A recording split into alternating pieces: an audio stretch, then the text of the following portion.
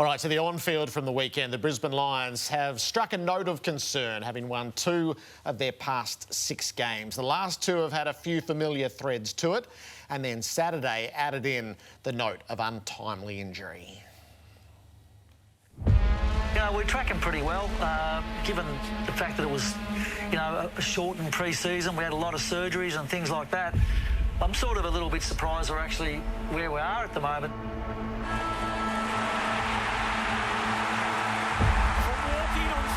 To dancing on the mountaintop. I don't really know what our best footy is at this point in time. You're all probably judging us on how we played in the grand final last year, which was about as good as it gets. Not only behinds, but the out on the fulls. Bailey simply must, and again he can't. He fails the task. Pride it clear, and missed. Oh no. And missed. They spooked them. They lost their heads. That gave you no chance. They've lost their heads. What a bizarre 12 minutes from the reigning champs. In terms of the last quarter, 10 shots to 5. We have 5 more shots, we lose the game. So that was a game we should have won, in my view. Will they be getting nervous now? Thinking, surely not again. They just look off, don't they? It's hard to be definitive about anything in footy at the moment. The crowd hush to give him silence. It drifts. Wow. Big moment. Big moment. When you look at that scoreboard today, the Lions just haven't been able to take their chances. Their pressure was their second lowest for 10 years. They laid 28 tackles. Only one team has laid fewer tackles than that in the last 10 years. 28 tackles for a game. I think Chris Fagan will be thinking, where did this come from? Our losses this year, lost last week, more shots, lost this week, more shots. We've lost 4 games, 2 of them, we had more shots. It's bloody frustrating, but that's life, that's footy, and it's just a problem we've got to work our way through. Of the past 24 points, they have left 14 on the table. It will be irritating, but how concerning is it? Friday night, they are down the highway against Geelong. It actually might be precisely what they need. As you launch in, Gaz, can I just... the expected score. So this is where just your systems check, and so what has the inaccuracy cost them? On expected score, they would have beaten Adelaide by 31 points and the Giants by 28. So I just put that in as the caveat as we pick apart. They would have lost their 2 games against North and Melbourne. They won the 2 in the middle, and they've coughed up the past 2 through inaccuracy. To what degree do you hold concerns for the reigning champs? So that comes into the narrative that they're just okay, but they're slightly off. And then I hear, the 28 tackles worries me, Jared. So then my mind goes to... Actually, interesting, round 14 last year, they're 13th on the ladder. Yep. They're 13th on the ladder, 6 wins and a draw. And they go on to win the premiership. So round 13 this year, they're 3rd, 9 wins, 4 losses and a draw. Which one would you rather be? Yes. Would you rather be the 3rd on the ladder? You'd think, are you stupid? But the reality is the round 14 of last year, the 13th position team were playing. They're about to go like this with in a bullet.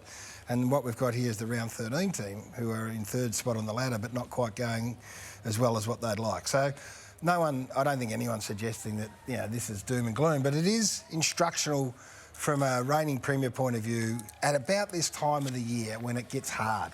And when I say it gets hard, 28 tackles to me in a game says, last year I don't think that happens. When you're chasing and desperate for the victory for premiership, you're doing everything.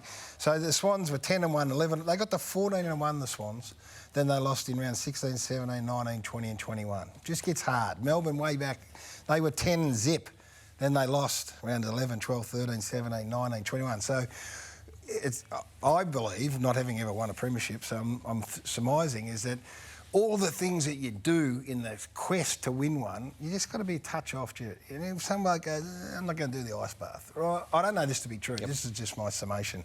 And then you've got to gather yourself, and as it gets closer, the smell of the finals comes and they go again. So I suspect that they're going to buckle in, and they've got a great man, that man right there between us, who would know all of this, have these experiences at Hawthorn and his own experiences now. that I would be backing them to get it right. But the bottom line is there's no Danaher and no Payne going into a new campaign. That makes it exponentially harder, I think. So how significant is the pain? Significant.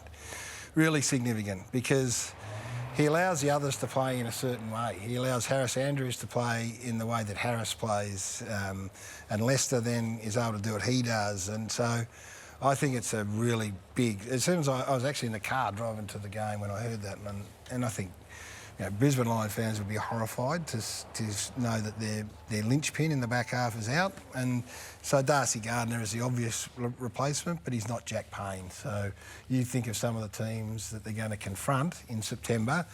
Collingwood, big forwards that are mobile. Geelong, 3 of them you've got to pick. Maybe the Giants with Cadman and Hogan. You need this bloke. And this is where some of his performances this season are, and he's played with the sting if he wasn't part of it. So he's one of the driving forces for it, and he's having a stellar season up until this moment. Yeah, well, those names there, which, you know, Darcy is going to be another one you think will be in September. King's probably going to be in September. You know, and now Harris has to go over. So Harris has to go and assume. So he can't be the drop-off that he's been so good at doing in recent times. So, no, this is going to be pretty heavily felt. There's no doubt about that. Yep. Those numbers tell you. I know. Exactly that. Look at those. When it was all quantified, you go, yep, we knew he was having a good season, but that's how good. So there'll be a slightly diminished version of what they were going to be. Yeah, they will be. Now, things can change. And this, you know, Harris Andrews is an outstanding footballer. He can play. He can play like Jack Payne, just hasn't had to. So he's going to have to... 39 one-on-ones he's had. He's lost 3 of them against the players that we're talking about. Pretty good. Yeah. The one note out of Saturday, 32 shots from 55 entries, having taken 15 marks inside 50. Like, you don't lose that game. And Fags, so that's 2 weeks in a row. Fags thought they should have beaten Adelaide. It was a bad question, and he was responding to that. We've only heard the answer. But you just expect that is the formula for victory. Yep. So they're getting good enough looks. There's a touch that's missing to their game, but it might only be a touch. So they play Geelong. They traded places on the weekend, 2nd and 3rd, and we know at the end of things how important 2nd and 3rd, the difference there is that's the venue for a home final if that's the way that it pans out. Yeah. So Geelong move up to 2nd, the Lions fall to 3rd, and they meet rather perfectly on Friday night. You were on hand for this. And it was against a weakened team, like a partial VFL team. What most struck you about the Cats, and how lasting an impression left? They're my pick at the moment, and we can all change and wax and wane, but they just have got it all for me. And I get excited by watching a team play the sort of footy that they played. And this is not, you know, being deprecating to... The Essendon team were decimated. Doing our match-ups before the game, I'm looking at it going... Poor old Laverde's going to go to 1 of 3, whether it's Neil, whether it's Dangerfield or whether it's Cameron. Who gets the other ones? And that's how it turned out. But the way they went inside and the way they use each other, and then the manic pressure that their small to medium forwards, they wear it as a badge of honour, Jared. And in the end, these hit-ups here, as a Melbourne sort of, they make you cry because they're able to complete plays. And you know... These are on the back of forward half turnovers too, so this is the double-edged sword. They work so hard to win the ball back, but then they don't give it away. They make something of it, and this is beautiful craft. And it's a Bailey Smith kick that just chips in the hole. This guy here, I'm looking forward to speaking to Chris Scott about him. I think Shannon Neal may be the wild card going through to September because he's got everything. And then that leaves you Cameron, who's winning the Coleman. And another bloke called Dangerfield is doing this sort of crazy stuff when he gets going. Manor goes nuts. You know, Close is... Mate, I love Close. I love Myers. I love them all. And then you go, OK, that's pretty exciting. What about Bailey Smith and Max Holmes through the middle of the ground? In the middle with a bloke called Tom Atkins who sits in the middle and just grunts his way through a game, doing all the stuff that we go, look at Holmes go and look at Smith go, but then you go back and look at the middle and it's Atkins that laid the tackle. So I love all that. And in the back half, Jack Henry goes back and, De Koning back, Blitzar. Anyway, it's pretty exciting, Jared. So it's exciting. They're complete to your eye? They don't want for anything in my eyes, no. Okay. But let's see, on Friday night, it can't come quick enough. And the benchmark team going inside 50? The best, I reckon. The chest beating is over, and it is over for the Brisbane Lions too, Brownie, because at the moment... Oh, you're riding them off, eh? 2 wins from their last 6 games. There's a few alarm bells there. Well, there is. The accuracy is the main thing. So how do you treat accuracy? I want to get Buck's opinion as a coach. How do you treat it from a week-to-week point of view? That's the glaring issue at the moment. So you can say, yeah, they should have won the game. Clearly should have beaten Adelaide on the weekend. You can argue they should have beaten. They had 9 goals, 10 to the GWS. There's 8 straight at half-time. Now, I've just put a few of the really kickable ones on the weekend. I don't want to be unfair and put 50-metre ones or tough snaps. So, but this is a problem for the last 2 weeks, and as we know, goal kicking's above the shoulders, boys. So how do you handle this, Jack? You're a great goal kicker. What do you do when you get in a rut? Because everyone gets in a rut. Oh, is it fundamentals? Because at the moment, look, I look at the leaders and the Lachie Neale misses that shot there, is that what's happening with the Lions is the compounding effect. A miss turns into 2 misses, turns into Builds 3 the pressure. misses. So I think it's on the leaders. I think it's on Lachie Neale to stand up. He has to drill that. And as much as Chris Fagan says they should have won their last 2 games, they haven't. And it has been down of poor goal kicking. But what has Lachie Neale got to do with? He's putting it on the chest of those blokes. Geordie's trying to get him. Zach Bailey's in the same mould. Dinner. Yeah, Zach. But actually, these are the culprits. So these are the forwards now. Joe Daner's not there, OK? So you really got to pick up the pace. All these boys, Archie, Bailey, Cameron and Rayner, they're really down on last year. So look at those from an accuracy point of view. So it's fairly and squarely on these boys' shoulders, I believe, that they've got to be able to take on the pressure, take on board the pressure. And obviously the pressure is growing week by week and miss by miss, and they've got to start to kick them. Well, Bailey's numbers are a bonus. He's had 36 shots a goal and he had 34 last week. So he's on fire. I think they're creating a lot of opportunities. You know, Chris Fagan spoke about, we're going to go psycho about this, was the term he used. Yeah. And that is, we're not going to make this a mental situation. We're not going to create a problem that we don't think exists. They do plenty of work on it. And I think, you guys can talk to it more, but I reckon as soon as you start thinking about your goal kicking more, you're generally going to go worse.